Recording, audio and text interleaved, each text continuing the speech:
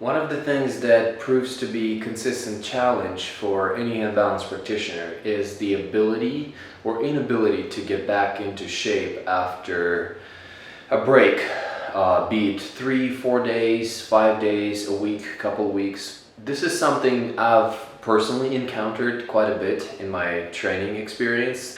This is something my friends expressed to me. They expressed their discomfort about the fact that they did not expect how far back they felt after taking a short break. And I hear this from various students quite often. I feel like I've been progressing, I've made good strides, and then I took a few days off and now I'm back to square one. It's a surprise, it's an unpleasant surprise, and that is why I wanted to address the subject in this video. I experienced the same phenomena, and it was very disorienting and very uncomfortable to realize that just last week I was on a certain level, like I had a certain level of ability and skill, and then this week I feel like I'm not even in my own body. So, if we missed a few days of training, what do we do? Well, first of all, a big part of the disorientation that a person experiences is the fact that they did not expect to be so out of shape. So that's number one. Do not be surprised. Expect the fact that you're not going to be in the same, your level of skill is not going to be the same when you return. Number two is look at it again as a process. Give it a few days. It would be a mistake to try to recreate your sort of desired level of ability on the first day. You'll be disappointed, you will not be able to replicate it, and then again it'll give you the wrong idea about your own ability. There's no room for unrealistic expectations. I mean, it's common sense. The higher you get, the lower you drop, and then you get high again, you drop down again. This is just the fact of life in many different areas of life. Obviously, staying consistent with your training requires discipline and it requires dedication.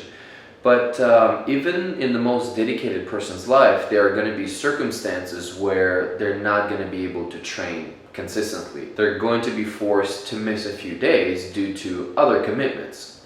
So when we return back to training, it's a good idea to first work on your flexibility, and by doing so, activating various areas of your body, because that's what hand balancing skill is essentially, is the ability for all the sensors to work together. You want all of your tools available. So first make an inventory of your tools. Is my pike good enough? Is my straddle good enough? Are my shoulders still flexible? Are my wrists still flexible? So you stretch every one of those key areas. Next thing you want to do is you want to start with very simple exercises.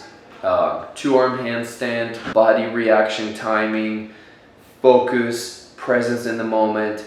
Start with the simplest steps. And the reason why I believe it's a good idea to do that, because it's not just about our ability to do something, it's about the confidence that we have what it takes. So if you're trying to do something really difficult after you've missed a few days and you can't do it because your body memory faded, your muscle memory faded in the few days that you haven't been doing it. So you get the wrong picture about your own abilities by failing at the more difficult stuff when you try to do it on your first day back. So that gives you the wrong idea and that undermines your confidence.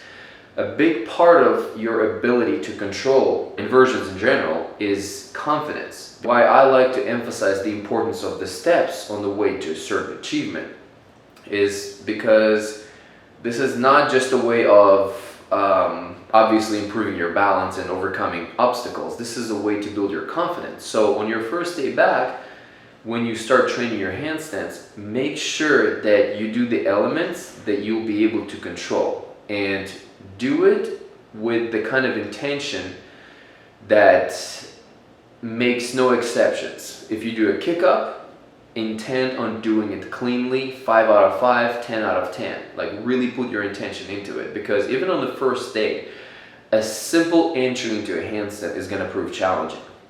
create a program with few very basic moves. You don't have to try to move mountains on your first day back. So establish a very few simple goals that you want to achieve, and by achieving them and working on doing them cleanly, which is what you will be capable of the first day back, you should still be able to do the simplest elements cleanly. By achieving the desired objective, you will gain confidence that you haven't lost your ability. Why? Because you set a goal, you accomplished it. I set a challenge for myself to stay in the best shape possible and to never lose my gains. If I gain something, I'll fight as hell not to lose it.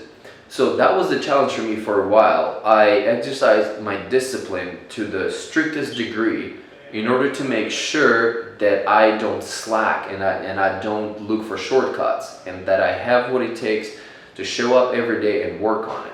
Now, with time, the older you get, the more responsibilities you have. And so naturally, there are going to be times when you're going to miss a few sessions. And so it became, to me, the true challenge became, how good can I get at getting back into the working, performing shape after a certain period of time that I've missed? What can I do for myself that would help me to get back into the working shape as quickly as possible, but not in a way that's unrealistic? And so this was one of the ways that I came up with, which was start from scratch and then give yourself a few days and work your way up. And this is common sense. There's no magic pill here. And it's a good idea to try to manage your expectations. Obviously, confidence helps you get better at what you do and continue building on top of what you've already built. But we need to be realistic, and we need to know how our muscles operate in order to use them most efficiently.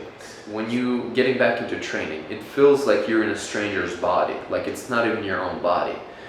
And that's a big part of the confusion that people experience. You know, they feel like, well, I don't recognize myself, like it feels completely different. Well, correct, because those pathways, those neural pathways that you've built, without reinforcing them, without repeating them, they're fading away. So when you first started training, you had to pass through many different stages to get to the level where you felt like you've made progress and you've been consistently making progress.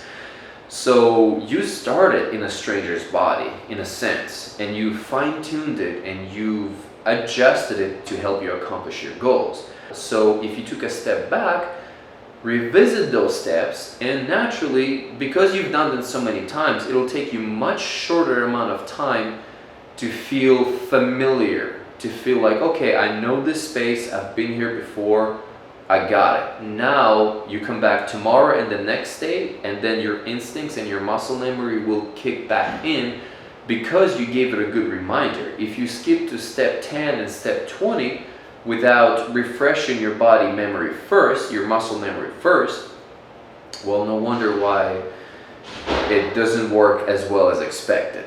So again, I hope this helps. Use your common sense, and I wish you all the best.